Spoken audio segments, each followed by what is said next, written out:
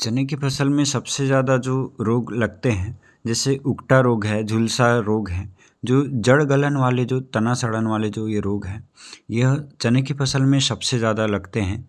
इससे बचने के बहुत सारे अच्छे उपाय आप आज आपके लिए लेके आया हूँ, जिससे यह जो उपाय हम अपना के चने की जो फसल है, उसको काफ़ी हद तक हम बचा सकते हैं।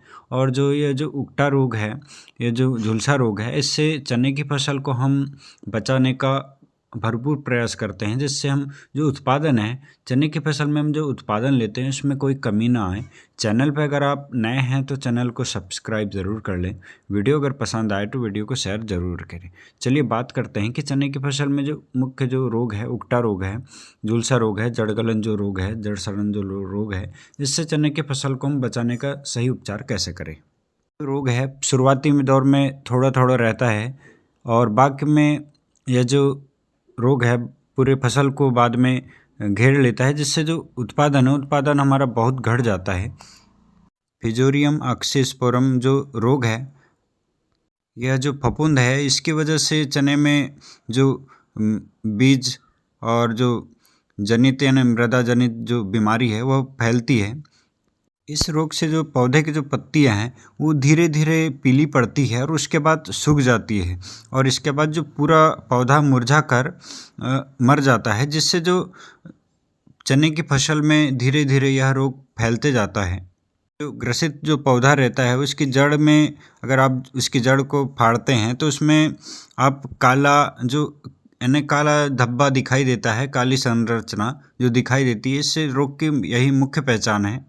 जैसे आपकी फसल में, खड़ी फसल में अगर ये रोग आ गया है और आप इसका उपचार करना चाहते हैं, तो आप इसमें दवाइयों का स्प्रे करके हम इस रोग से चने की फसल को बचा सकते हैं। और भी बहुत सारे कारण हैं कि कौन कौन से कारण जो इस फसल को नुकसान पहुंचाते हैं, और इसके सही उपचार हम करके इस चने की फसल को बचा सकते हैं। चलिए अब बात करते हैं कि इसके कौन कौन सा उपचार करें।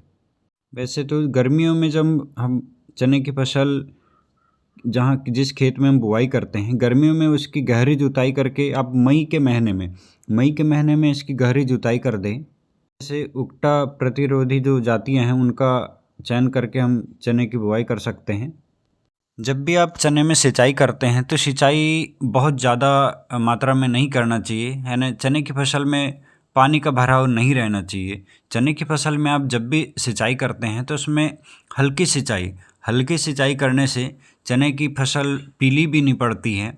अगर पानी का जमाव रहता है तो जो चने की फसल है वो पीली पड़ती है। इसलिए आप चने की फसल में जब भी सिंचाई करते हैं तो उसमें हल्की सिंचाई करने से आपकी जो चने की फसल में ग्रोथ, जो कल्ले की मात्रा भी बढ़ जाती है, और उसमें जो उकटा रोग जो लगने वाला है वो नहीं लगता है। क्योंकि उकटा रोग नमी के कारण, बहुत ज़्यादा नमी रहती है उसके कारण भी यह फफूंद रोग लगता है, जिससे आप चने की फसल में कम से कम सिंचाई करके हम अधिक से अधिक उत्पादन लेते हैं।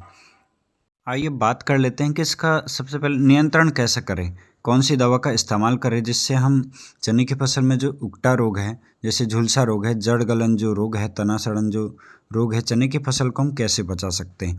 इसके लिए आपको कार्बेंडाजिम 12% प्लस आपको मैनकोजेब 63% जो WP, आप इसको 2 से 2.5 ग्राम मात्रा आप इसमें उपयोग कर सकते हैं।